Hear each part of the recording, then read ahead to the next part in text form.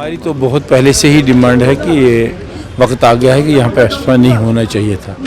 Government of India के पास ये demand आई, लोगों की तरफ से भी आई, और जब यहाँ पे असेंबली मौजूद थी तब भी ये डिमांड आई थी।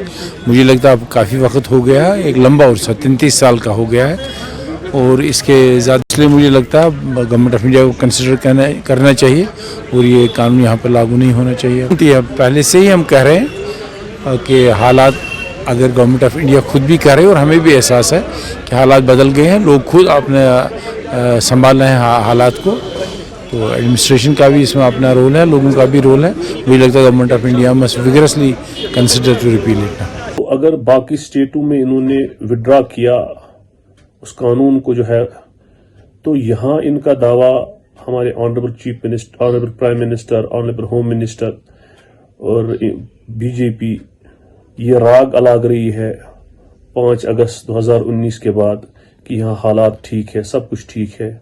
अगर यहाँ हालात ठीक है, सब कुछ ठीक है, तो फिर ये यहाँ डबल स्टैंडर्ड क्यों?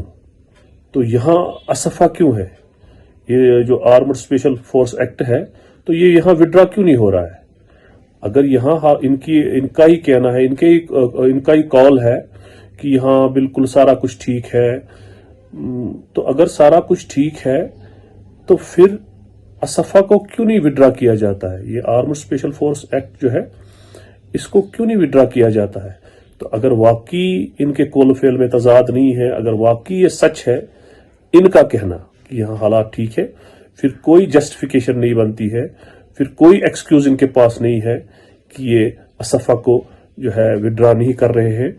इनको आर्म्ड स्पेशल फोर्स एक्ट जो है वो जो है विड्रॉ करना चाहिए, अगर वाकई इसमें जो है सच्चाई है।